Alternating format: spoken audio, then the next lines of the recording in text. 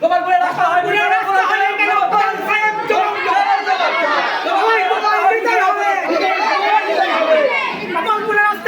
কেন প্রধান সাহেব জবাব দাও। 20 বছর কেন রাস্তা হয়নি প্রধান সাহেব জবাব দাও। তোমায় দিতেই হবে।